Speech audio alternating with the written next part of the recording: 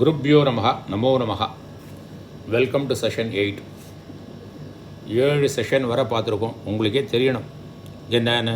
முதல் session introduction, ரெண்டாவது session ஆச்சமனமும் Ganapathi தியானம், மூணாவது செஷன் பிராணாயாமம், நாலாவது செஷன் சங்கல்பம், அஞ்சாவது செஷன் மார்ஜனம், ஆறாவது செஷன் பிராஷனம், ஏழாவது செஷன் புனர்மார்ஜனம், இது எட்டாவது செஷனம் அர்க்யப்பிரதானம். அர்க்யப்பிரதானம்னா என்னது? அர்க்யம் விடுதல். சூரியனை பார்த்து நம்ம தண்ணி விட போகிறோம், ஆப்லேஷன் கொடுக்க போகிறோம். இது respectable oblation are offering to gods. இங்கே சூரியனுக்கு எதெல்லாம் பண்ணுவோம்? அந்த ஆஃபரிங் எப்படியெல்லாம் இருக்கலாம்? ரைஸை வச்சு பண்ணலாம், ஃப்ளவரை வச்சு பண்ணலாம், புல்லை வச்சு பண்ணலாம். ஏன் மகாபாரத்தில் போர் முடிஞ்சப்பறம் அவங்க என்ன பண்ணியிருக்காங்கன்னா மண்ணை வச்சு கூட பண்ணியிருக்காங்க. அவ்வளோ இம்பார்ட்டன்ஸ். இங்கே நம்ம வாட்டரை வச்சு, தண்ணியை, ஜலத்தை வச்சு பண்ண போகிறோம். இந்த ஜலத்தை பண்ணும்போது இப்போ இந்த அர்க்யப்பிரதானம் என்ன பண்ணணும்னாக்கா, காலையில் கிழக்க பார்த்தும், மத்தியானம் 12 மணிக்குள்ளே பண்ணால் கிழக்க பார்த்து அல்லது வடக்க பார்த்து, சாயங்காலம் மேற்க பார்த்து பண்ணணும். காத்தால 3 தரம் அர்க்யப்பிரதானம் பண்ணணும். அப்போ இந்த கைகள் எப்படி பண்ணணும்னா, இந்த கட்டவரல்கள் மற்றவர்களோட சேராமல் இருக்கணும். கட்டவரல்கள் மற்றவர்களோட சேராமல் அப்படி வச்சுட்டு, நடுவில் இந்த பஞ்சபாத்திரத்தை வச்சுட்டு அதுலேருந்து தண்ணி விடணும். அப்படி ஓகே. காலை கொஞ்சம் வசதிக்கணும், உதயங்காலை கொஞ்சம் வசத்திட்டு விடணும். காலையில் விடுற மந்திரத்தை கொஞ்சம் தூக்கி எறிகிற மாதிரி விடணும். ஏன் சூரியனை பார்த்து தூக்கி எறிகிற மாதிரி விடணும்னாக்க, சூரியனை அசுரர்கள்லாம் அவங்க ஒரு வரம் பெற்று அவங்கள அட்டாக் பண்ணுறாங்களாம். அப்போ நம்ம இந்த இந்த அர்க்யப்பிரதானம் கொடுக்கும்போது அவங்க தூக்கி எறியும் போது இது தண்டர் போல்ட், வஜ்ராயுதமாகி அந்த அசுரர்களை அட்டாக் பண்ணி சூரியனை காப்பாற்றுறது. அதான் இது மத்தியானத்துக்கு சாயங்காலம் தூக்கி எறிய வேண்டிய அவசியம் இல்லை, அப்படியே விட்டால் போதும். மத்தியானம் நம்ம வடக்க பார்த்து, சாயங்காலம் மேற்க பார்த்து, மத்தியானம் 2 தரம் விடணும், சாயங்காலம் 3 தரம் விடணும். இப்போது என்ன செய்யணும்னாக்க, நம்ம முதல்ல கிழக்கு திசையை பார்த்துட்டு கையை சேர்த்துட்டு காயத்ரி மந்திரத்தை 3 தரம் சொல்லணும். ஓம் பூர் புவஸ்வஹ தத்ச விதர்வரேண்யம் பர்கோ தேவஸ்ய தீமகி தீயோ யோன பிரச்சோதயாத். இதுக்கு அர்த்தம் ஏற்கனவே பார்த்தோம். 3 தரம் சொல்லும்போது, ஒவ்வொரு தரம் சொல்லும்போதும் 1 தரம் ஜலத்தை விடணும். 3 தரம் ஜலத்தை விட்டுட்டோமா, காலை ஊதியில் வச்சுட்டு பண்ணிட்டோம். ஓகே. மத்தியானம் போது என்ன செய்யணும்? வடக்கு முகமாக நின்றுண்டு அதே மாதிரி காலை கொஞ்சம் ஊனிண்டு தூக்கி எறிய வேண்டாம், 2 தரம் காயத்ரி மந்திரத்தை சொல்லணும். சாயங்காலம் மேற்கு முகமாக நின்றுண்டு காலை தூக்கிண்டு 3 தரம் காயத்ரி மந்திரம் சொல்லிவிட்டு 3 தரம் ஒவ்வொரு தரம் காயத்ரி சொன்னோம்னா இதை விடணும். இதுதான் அர்க்யம்.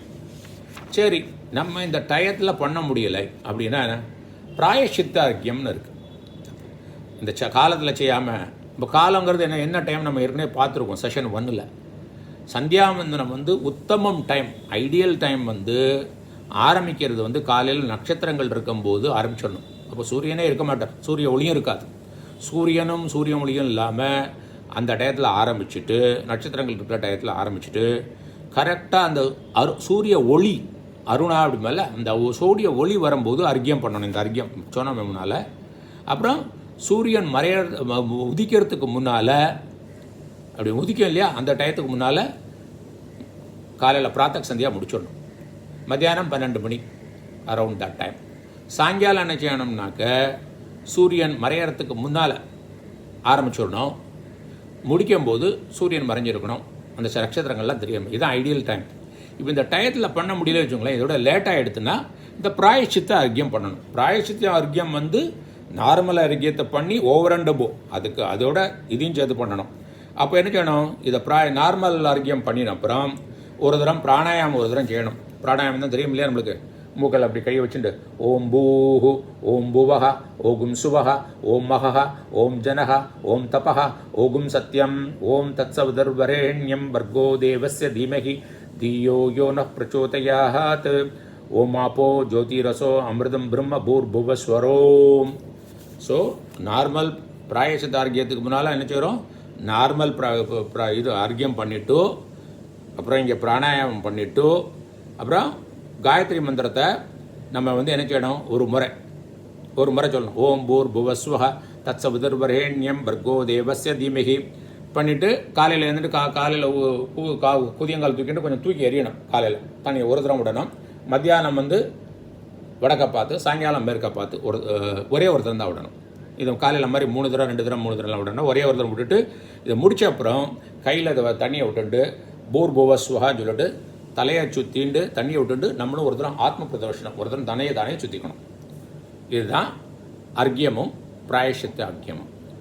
இப்போது நம்ம வந்து செஷன் வந்து எத்தனை வரை பண்ணியிருக்கோம்? 8 செஷன் முடிச்சிருக்கோம். 9வது செஷனில் வந்து ஐக்கிய அனுசந்தானம் பார்க்கலாம். அப்புறம் தேவ தர்ப்பணம். அப்போது இதை முடிச்சிட்டோம்னாக்க நம்மளுடைய பூர்வாங்கம் முடிஞ்சது. சரியா? தேங்க்ஸ்.